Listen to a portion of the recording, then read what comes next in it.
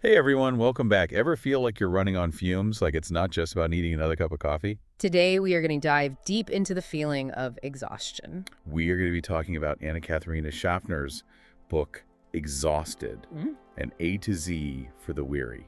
It's really a fascinating look at exhaustion, not just as like a modern day thing, but through the lens of history and philosophy. And personal anecdotes too, which I always enjoy. Yeah. So get ready for like a really interesting conversation, hopefully with some aha moments along the way. It's amazing how universal this experience of exhaustion is. Yeah, definitely. But the way we explain it, like what we think causes it, that has completely changed throughout history. It's true.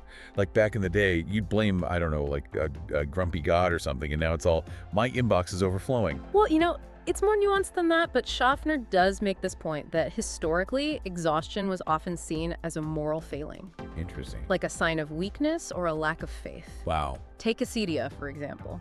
Okay, now you're just using big words to try to sound smart. Acedia. Refresh my memory. So back in the Middle Ages, acedia was considered one of those like really serious sins. Oh, no. It was this kind of spiritual sloth or like apathy Okay. that would prevent people from fulfilling their religious duties. So like feeling tired could land you in some serious trouble. Basically, it was seen as a serious spiritual failing. Wow.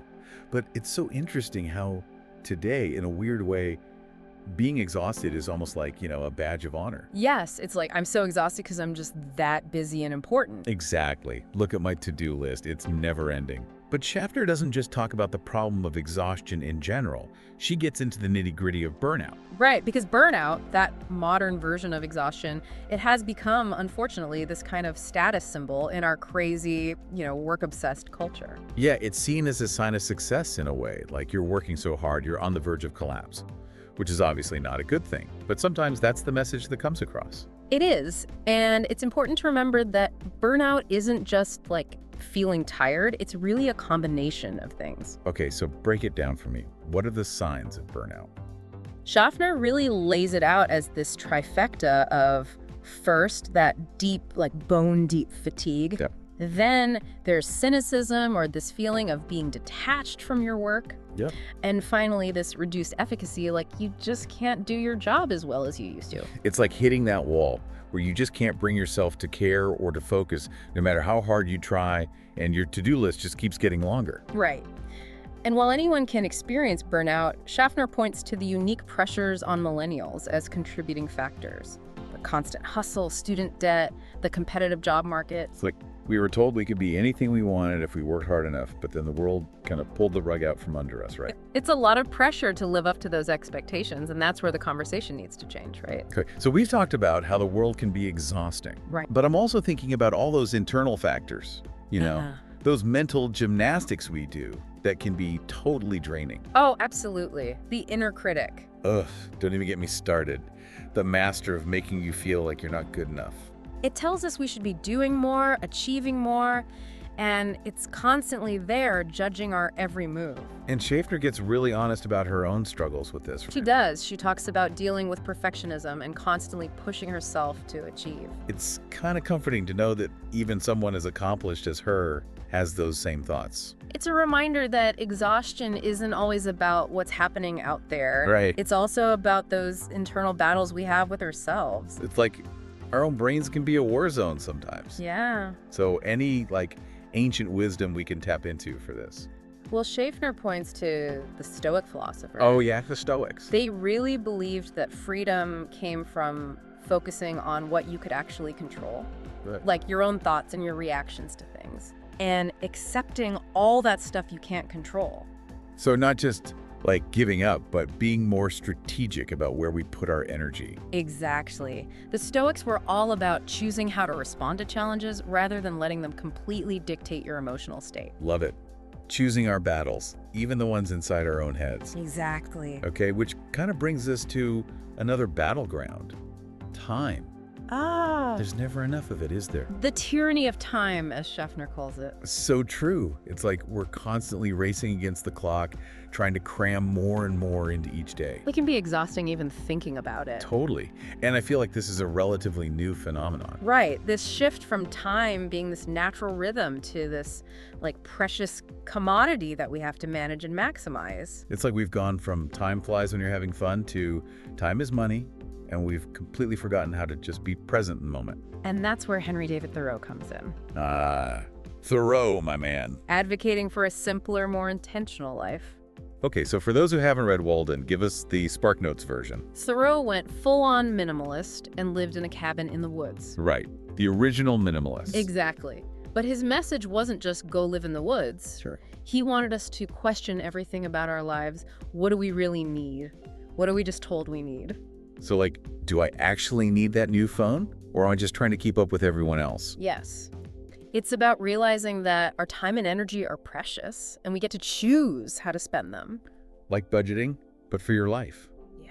Love it. So if our time and energy are like gold, how do we actually reclaim them? I mean, most of us can't exactly ditch our jobs and become, full-time hermits. So if our time and energy are like gold, how do we actually reclaim them? I mean, most of us can't exactly ditch our jobs and become, full-time hermits. Right. Not all of us can escape to Walden Pond. Exactly. But Thoreau's point wasn't about literally copying his lifestyle. It was more about inspiring us to question our assumptions. Like, what's truly necessary in our lives versus what we've just been conditioned to believe we need. So, like, do I really need that new gadget? Or am I just chasing after that, like, dopamine hit and a bigger credit card bill? Exactly. It's all about being more conscious, more deliberate, about the choices we make, even the small ones, recognizing that our time and energy, they're not infinite. We have to be thoughtful about how we use them. Right. It's like budgeting, but for our, actual lives, not just our bank accounts. Exactly. And speaking of intentional choices, there's a really cool connection that Schaffner makes between, reclaiming our time and reclaiming joy. Okay, now we're talking my language. Yeah. Joy. Yeah. Because, seriously, who couldn't use a little more joy in their lives? Right. But how do we bridge that gap, from feeling totally burnt out to, bouncing off the walls joyful? Well, it might be simpler than you think. Really? Often it's about making those small but significant shifts in our mindset and our habits. Okay. And one of the key things Schaffner talks about is hobbies. Hobbies. You mean like knitting and stamp collecting? What's wrong with knitting and stamp collecting? Nothing. I mean, they're great, but can they really, combat this existential exhaustion we're feeling? Think of it this way. When we are constantly in go mode, our brains get stuck in this endless cycle of seeking rewards. Right. We're chasing deadlines, we're checking things off our to-do lists, but we're not really engaging in activities that bring us true joy. It's like our brains have become those hamsters on a wheel, Lots of effort, not a lot of satisfaction. Exactly. Hobbies, on the other hand, they're inherently satisfying. Okay. It's not about the end goal, it's about the process itself. Yeah. The joy is in the doing, not just the achieving. Right. It's like hitting the reset button on our brains, giving ourselves permission to just play. Exactly. And Schaffner doesn't just talk about this, she actually lives it. Okay, tell me more. She tells this really funny story about how, in the middle of her very serious academic life as a literature scholar, she took up Thai kickboxing. Wait, what? Kickboxing? Now that's what I call an unexpected hobby. Right. And she even admits to being a bit, uncoordinated. It's like, I'm a scholar, not a ninja. She kind of is, but she sticks with it. Good for her. And that's precisely her point. It's not about being good at something. It's about finding those things that spark joy and make you feel alive. It doesn't matter if they fit into some preconceived notion of who you should be. I love that. It's like she's saying, yeah, I'm a scholar, but I'm also a kickboxing warrior. What are you going to do about it? Right. And I think that's so important, giving ourselves permission to explore, to embrace those unexpected sides of ourselves. Totally. Because sometimes the most unexpected things turn out to be the most fun. Absolutely. And, that willingness to try new things, even if they seem a little scary at first, that's a big part of this antidote to exhaustion.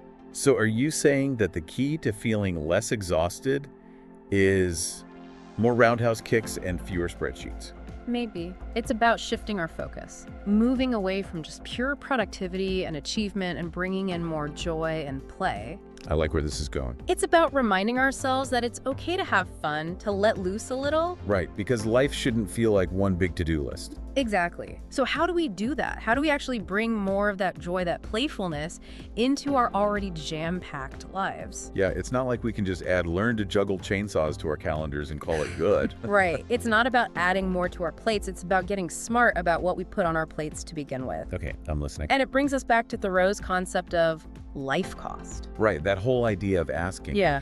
is this purchase, this commitment, this activity truly worth my precious time and energy? Exactly. Every decision we make, every choice, it has a life cost attached to it. So instead of just going through the motions, just reacting to whatever demands are thrown our way, we pause. We ask ourselves, is this choice really in line with my values? Does it bring me joy? Or is it just sucking the life out of me? It's like we become the CEOs of our own lives. Yes. We decide what we want our days to look and feel like. Absolutely. And sometimes that means getting comfortable with saying no, even to things that seem really important, to create space for the things that truly light us up. It's about setting boundaries Yes. with our time, our energy, even our own expectations. Yeah. And honestly, that can be so hard.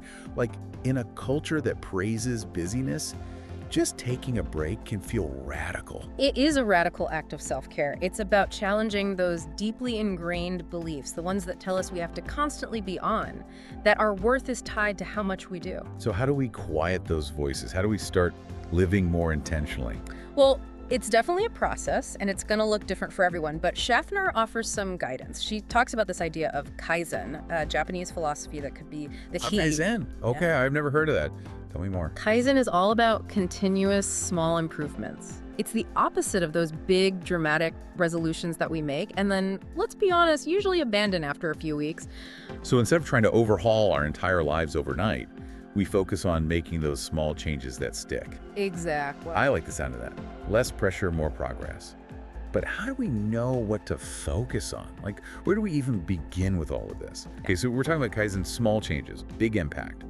But how do we know which small changes to actually focus on? Where do we even begin? Well, imagine trying to get stronger.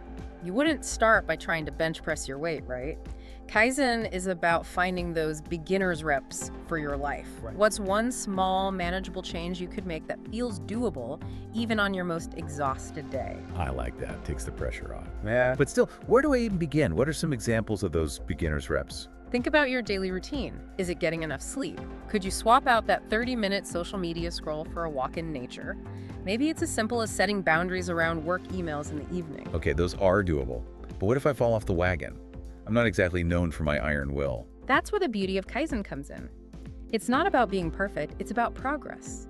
Instead of giving up entirely, you acknowledge the slip-up and ask yourself, what can I learn from this? How can I adjust my approach? So it's less about beating ourselves up and more about like being a compassionate coach for our own lives. Exactly. And just like a coach, you celebrate the wins along the way. Kaizen encourages us to acknowledge and appreciate even the smallest progress. Did you resist hitting the snooze button this morning? High five? Did you choose a salad instead of fries for lunch? You're killing it. So it's like we're rewiring our brains to focus on the positive changes, even if they seem tiny at first. Precisely. And over time, those tiny changes can create a ripple effect, leading to more energy, more joy, and a greater sense of balance overall. I have to say, this is way more encouraging than those articles that promise 10 hacks to cure burnout in a weekend. It feels more realistic, more sustainable. It is. Because ultimately, overcoming exhaustion isn't about checking boxes on a to-do list. It's about creating a lifestyle that supports your well-being, a life that is aligned with your values and priorities. And yes, it takes effort, but it's the kind of effort that feels empowering, not depleting. So as we wrap up this deep dive into exhaustion, I feel like we've covered a lot of ground. We've traveled through history, explored different philosophical perspectives, and even gotten a glimpse into Schaffner's kickboxing routine. What a journey. But if we were to distill it all down to one key takeaway, what would it be? If you take away nothing else from our conversation today, remember this. You are not a machine designed for endless productivity. You are a human being deserving of rest, joy, and a life that feels meaningful to you. I love that. And you know what? I'm even feeling a little bit less exhausted already, just knowing that it's okay to prioritize my well-being, even in the midst of a chaotic world. That's what it's all about, giving yourself permission to slow down, to listen to your body and your heart, and to make choices that nourish your soul, not just your to-do list. So to our listeners, the next time you're feeling that bone-deep weariness, remember that you have the power to choose a different path, one small step at a time. Thanks for joining us on this deep dive. We'll see you next time, ready to explore another fascinating corner of the human experience.